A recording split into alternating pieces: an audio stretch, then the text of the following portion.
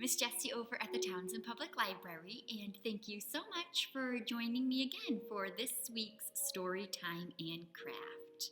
This week we have a special holiday coming up in just a few days, so I thought that we would read another fun Thanksgiving book and then create a little piece of Calico Corn to use as a decoration at our own houses.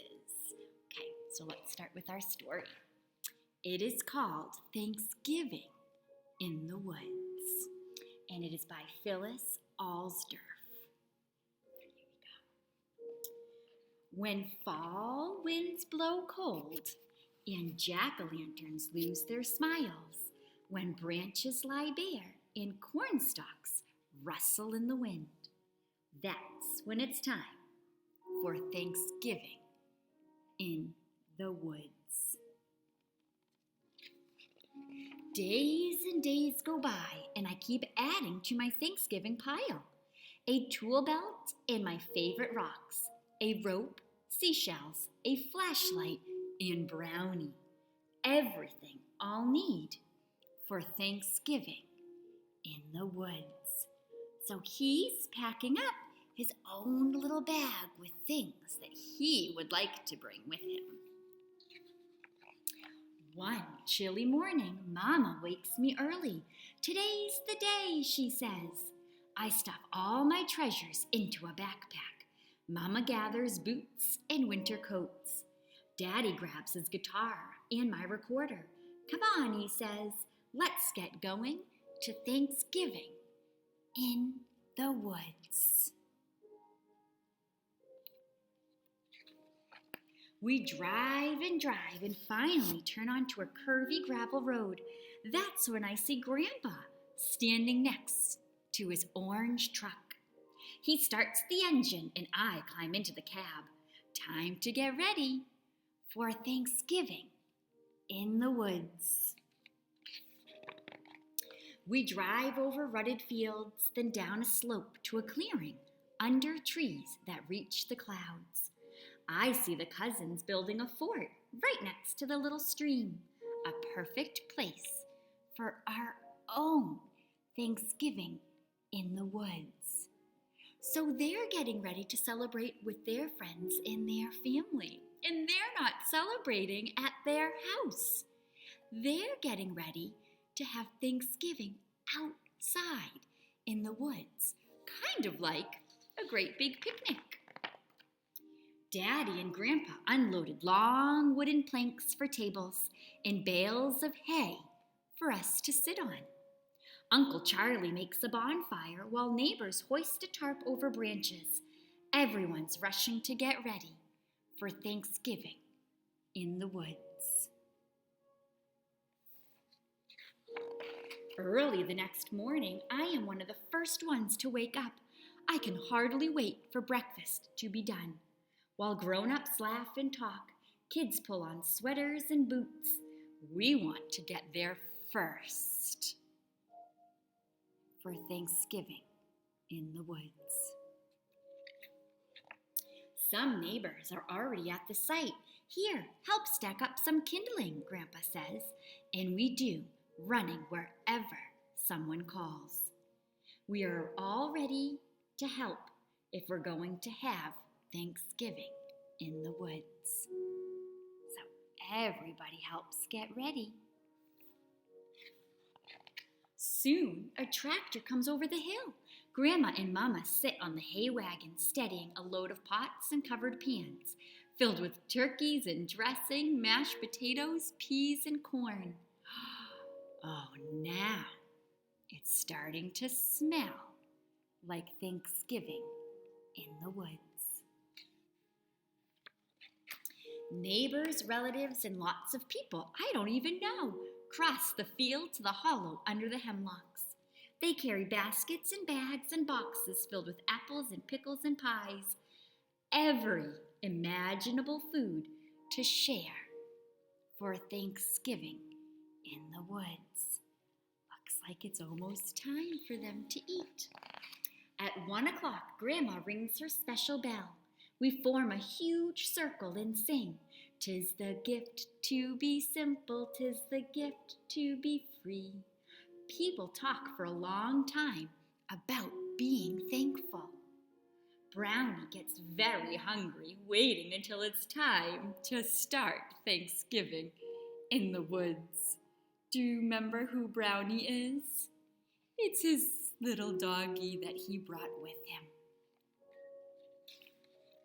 Lines of people snake around the tables, filling plates with mounds of food.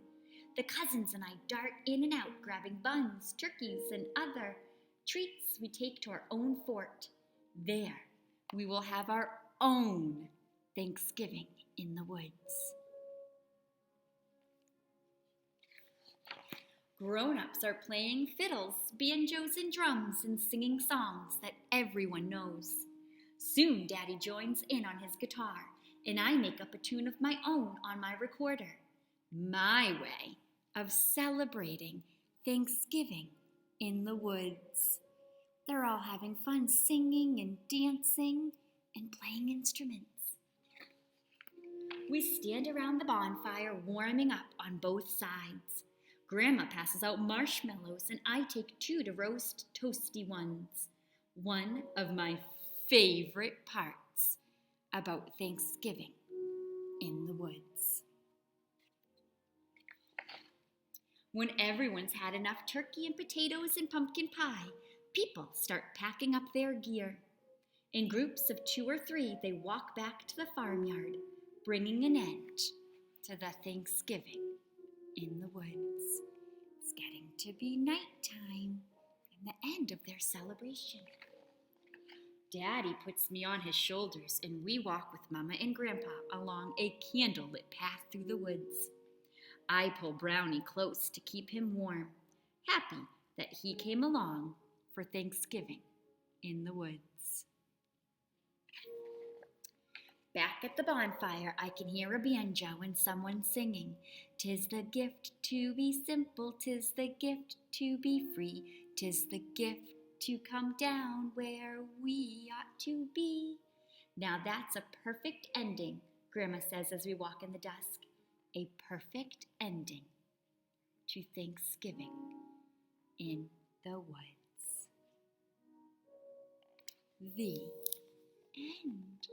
So they had a fun celebration outside in the woods, and everyone helped to get it set up and help decorate and prepare the food.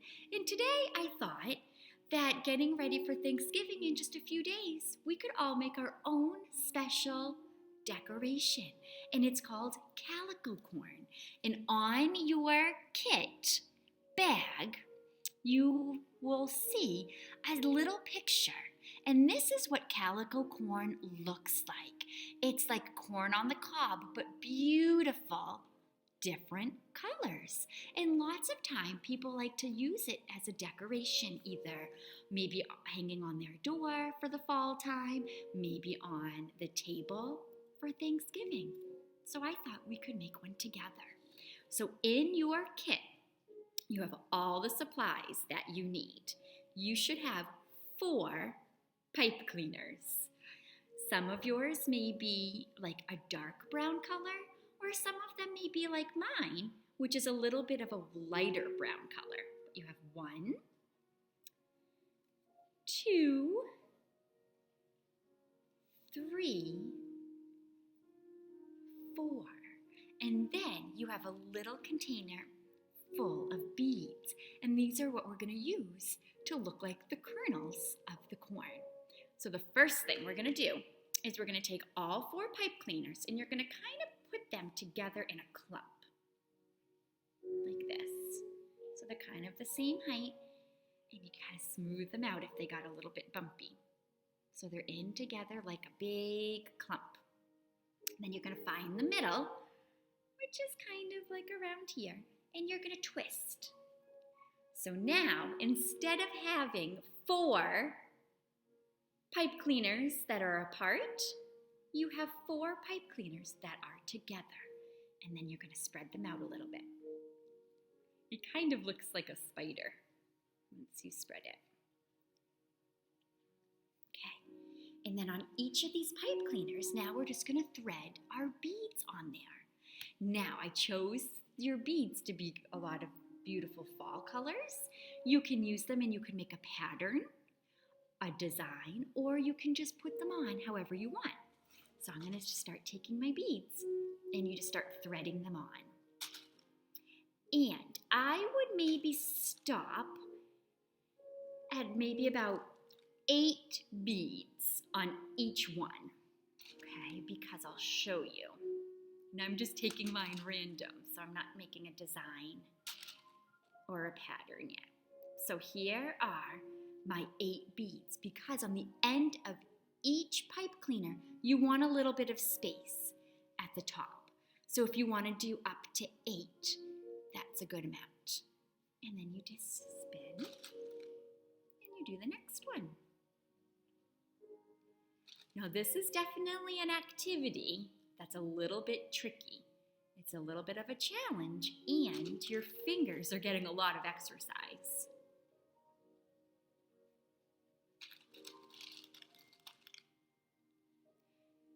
So remember, if you need to, you could always take a break and then come back and finish it up later. Okay, so now we're just going to keep going all around. I'm going to tilt you down.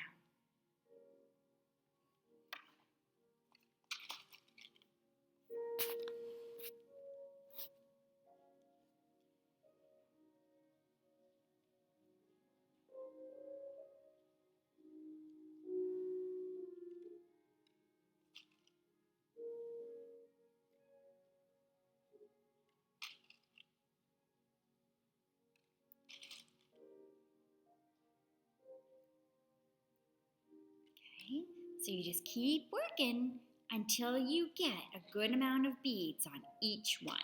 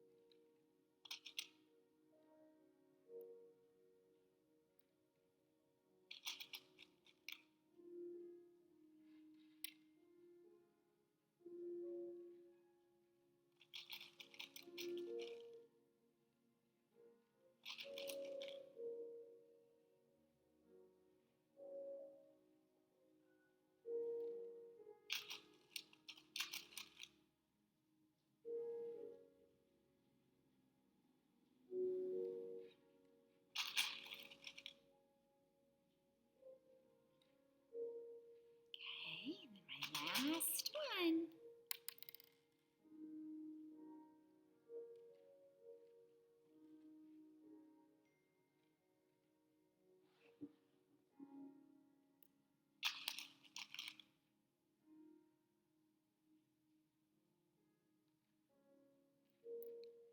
Okay, so then once you have the beads how you want on your pipe cleaners, we're going to then fold them up